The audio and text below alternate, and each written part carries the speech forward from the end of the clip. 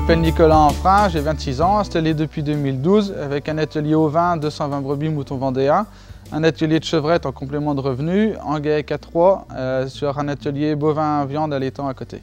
Donc mon système aujourd'hui, 4 mois en bergerie et 8 mois de l'année au pâturage. D'un, c'est pour pouvoir économiser du fourrage stocké et en temps de travail.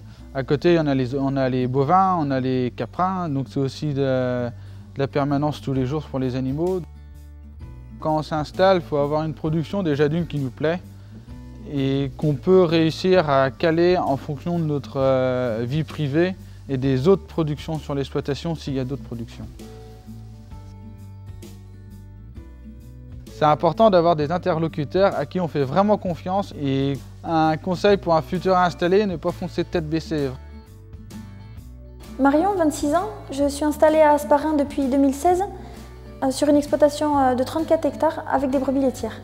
J'ai choisi de m'installer en GAEC parce que d'une part je suis jeune, donc s'installer avec quelqu'un d'autre c'est un moyen de transmission et un moyen d'apprentissage.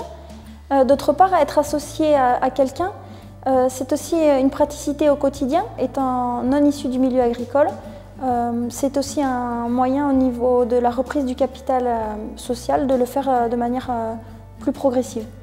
Donc Marie-Hélène, la personne avec qui je suis associée, partira en retraite d'ici quelques années. Donc pour l'avenir de l'exploitation, il faut toujours le garder en tête de manière à dimensionner les projets en gardant en tête que je serai un jour toute seule. Il faut savoir prendre du temps pour ses passions et ce qu'on aime. Et ça permet par la suite de prendre du recul sur son activité et d'y revenir plus motivé encore. Je suis donc Maïder Lapitz, je suis ingénieure filière ovine à la Chambre d'agriculture des Pyrénées-Atlantiques. Lorsqu'on construit son projet, il faut être très vigilant à 2 points. Le premier, c'est la vivabilité, c'est-à-dire l'éleveur, quels sont ses objectifs de vie et quels sont ses objectifs en termes professionnels. Et le second volet, c'est le volet viabilité du projet, donc là c'est plus en termes économiques. Comment on va caler le système de production? On va d'abord regarder la main-d'œuvre disponible sur l'exploitation. Est-ce que l'éleveur va travailler tout seul ou est-ce qu'il va travailler avec d'autres personnes? Donc ça au niveau plus social, vivabilité.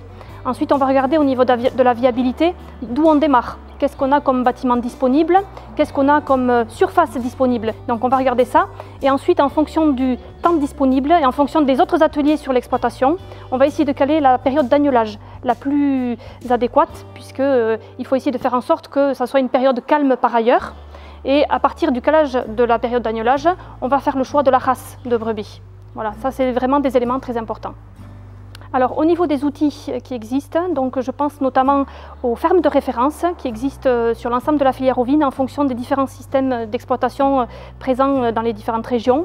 Et ensuite, il y a un outil qui est très bien, qui existe sur Internet, qui s'appelle Oviplan, qui permet à partir de quelques informations sur l'exploitation de rapidement commencer à dimensionner son projet et d'avancer déjà pour pouvoir ensuite l'affiner avec le technicien de l'élevage.